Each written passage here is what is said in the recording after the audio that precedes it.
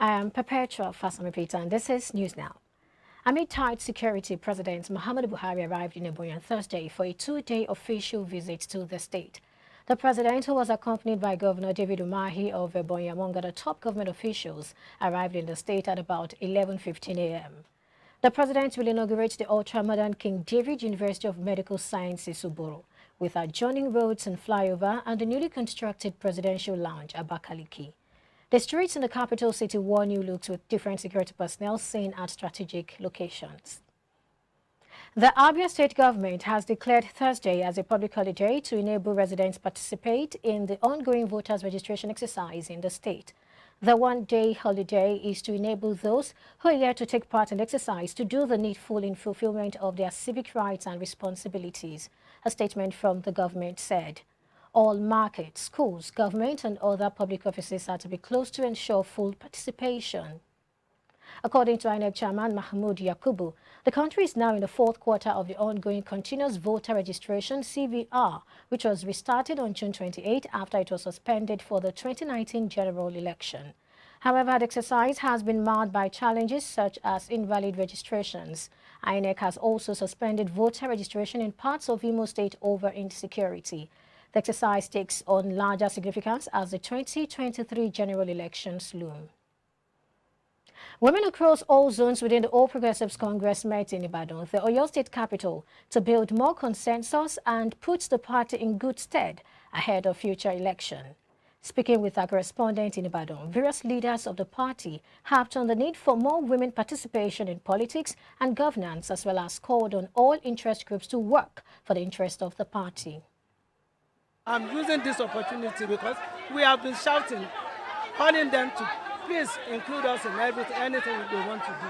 For now, we need the men. We are not bragging. We want to plead to them to give us the chance and the opportunity to be inclusive in anything they are doing in the party. Of course, it's not news that there will always be crisis. But God has always positioned women to be the focus of reconciliation. If we need a better nation, we cannot have what we have presently in APC. We need to move forward, and the men cannot move forward without the women. When it comes to making sure that we are given elective positions, they frown at it. Now, as women, anywhere a woman emerges, all the women in Oyo State, APC, we are going to support her. I am seeking for peace passionately. And that's what the Bible says. And I know my God is a protocol breaker. We are going to have peace in APC Oyo State, and we are going to emerge victorious in Jesus' name. United Nations Secretary General Antonio Guterres on Wednesday laid a wreath in honor of victims of the 2011 bomb blast at the UN House in Abuja. The incident occurred when a car explosion rocked the United Nations House, killing at least 20 persons and leaving over 60 others injured. After his visit to the UN House, Guterres proceeded to the State House where he met with President Muhammadu Buhari. Buhari said his conversation with Guterres centered on the need to ensure peaceful and democratic elections, as well as the robust participation of women and young people in all areas. He also thanked the UN boss for the visit, stressing that it came at a time when the world is focusing on the Russia-Ukraine crisis. Buhari also believes that the visit underscores the assurance that the world is with Nigeria. The UN chief had arrived in Nigeria on Tuesday and also visited Borno State, where he proposed the reintegration of repentant terrorists. This, he said, is key to the restoration of peace in the northeast region. Lagos State branch of the Nigerian Bar Association section on Public Interest and Development Law, Nba-Spidel, has condemned an attempt by the National Assembly to criminalize payment of ransom by kidnapped victims without tackling the root causes of kidnapping in the country. Chairman Nba-Spidel, Dr. Monday Ubani, made the condemnation in a press conference at the NBA House, Ikeja, ahead plans of Spidel's 2022 conference coming up in Sokoto State. Dr. Ubani also used the opportunity to call on the federal government to attend to the needs of ASUU to enable them call off the lingering strike or maybe facing the risk of not having an election in the country in 2023. IBrandTV senior correspondent W.H.O reports. Chairman Nba-Spidel said government has failed in its responsibilities as it's unable to protect lives and property or secure the release of those in the den of kidnappers. The NBA section said it is very appalling that a country that has failed to provide security to the people it governs is embarking on a suicide mission of criminalizing ransom payment by the very victims and their families that are helpless and desperate to save the lives of their loved ones. The association also used the opportunity to call on Nigerians to make the right choices of leaders in the 2023 elections to save the country from a total collapse. Nba-Spidel condemns unequivocally the attempt by our national legislators to criminalize ransom payment by victims of kidnapping without tackling the root cause of kidnapping in the first place. Law ought to reflect reality in any given society. The truth of the matter is that victims of kidnapping pay ransom out of desperation and abject helplessness, knowing fully well that the state has failed and is unable to protect lives and property or secure the release of their loved ones from the kidnappers' den. The section also threw its weight behind the Nigerian students condemning the lingering ASUU crisis in the country.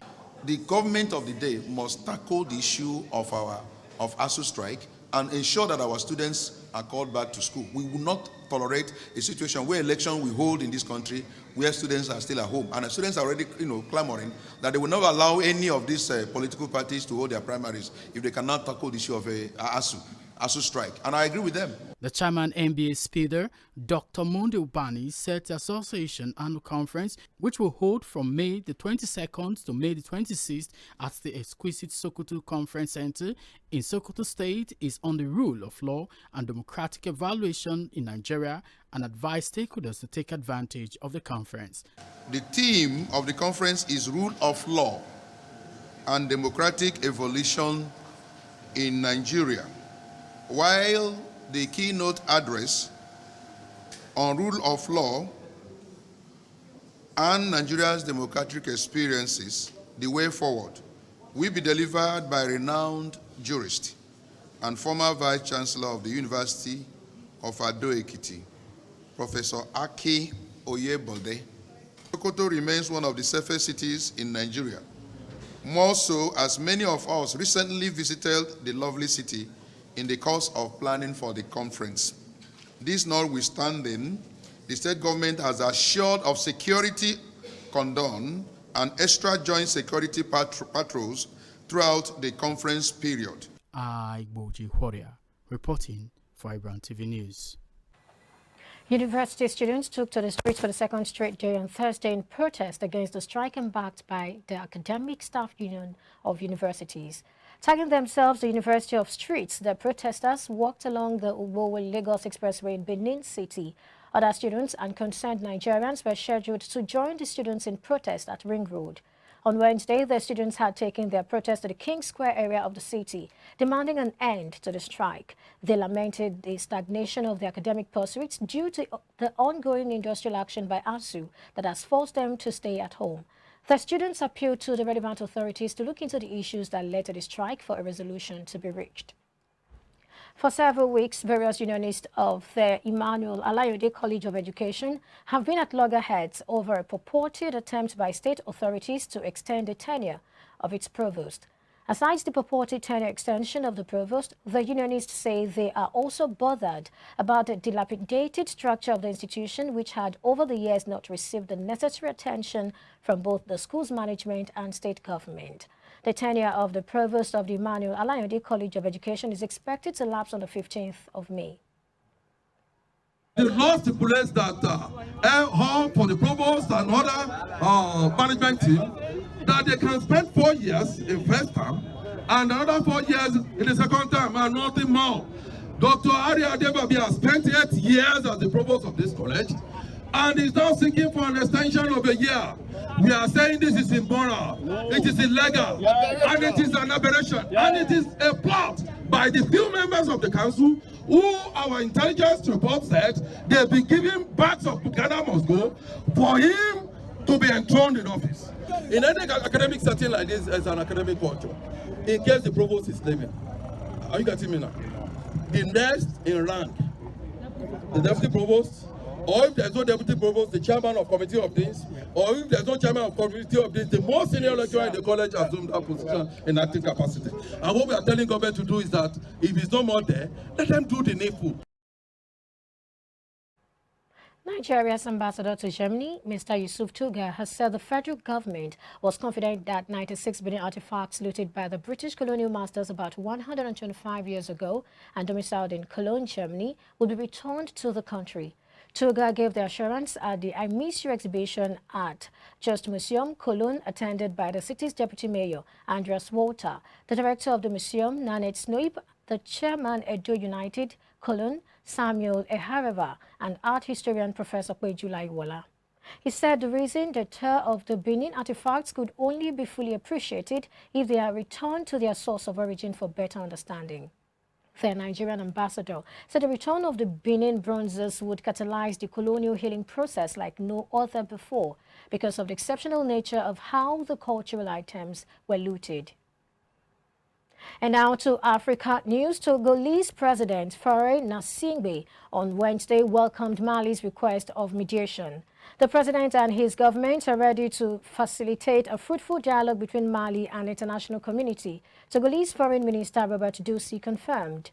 Abdoulaye Diop, Mali's foreign minister, conveyed President Colonel Assimi Goïta's request during a two-day visit to Lomé. The Malian authorities asked Togo for help after failing to convince regional partners to welcome their two-year transition proposal. ECOWAS demanded the holding of elections within a 12 to 16-month period, which Malian authorities have so far refused, despite pressure and sanctions citing security concerns. Malian troops have been fighting a jihadist insurgency in large portions of the territory. In 2013, they were joined by European troops, but insurgency was never fully quelled, and it extended in neighboring countries. President Cyril Ramaphosa says he is working with his counterparts from Egypt, Ghana, Kenya, and Rwanda to save South Africa's aspirin pharmacare. This is in response to a recent revelation by some executives of the pharmaceutical company, raising an alarm of a possible closure of the plant due to lack of orders. President Ramaphosa associated the issue with the global network that buys vaccines. Quote, "It has to do with the global network that buys vaccines. Myself, together with a number of African presidents, are now forming a real alliance and a plan to make sure that vaccines would be used on our continent are bought from companies that make vaccines here," Ramaphosa had told the local TV station SABC. South Africa is classified as the most affected country in Africa. It recently announced its fifth wave of COVID-19. As of Wednesday, May 4, South Africa's National Institute for Communicable Diseases, NICD, had reported 6,170 new COVID-19 cases that have been identified in the country. And this brings the total number of laboratory-confirmed cases to 3,808,368. This increase represents a 22.6% positivity rate. And from the international scene, the World Health Organization is estimating that nearly 15 million people were killed either by the coronavirus or by its impact on overwhelmed health systems in the past 2 years, more than double the official death toll of 6 million. Most of the fatalities were in Southeast Asia, Europe, and the Americas. In a report released on Thursday, the UN agency's chief Tedros Adhanom Ghebreyesus described the figure as sobering, saying it should prompt countries to invest more in their capacities to quell future health emergencies. Scientists tasked by WHO with calculating the actual number of COVID-19 deaths between January 2020 and the end of last year estimated there were between 13.3 million and 16.6 million deaths that were either caused directly by the coronavirus or were somehow attributed to the pandemic's impact on health systems, like people with cancer unable to seek treatment when hospitals were full of COVID patients. The figures are based on country-reported data and statistical modeling. WHO did not immediately break down the figures to distinguish between direct deaths from COVID-19 and others caused by the pandemic.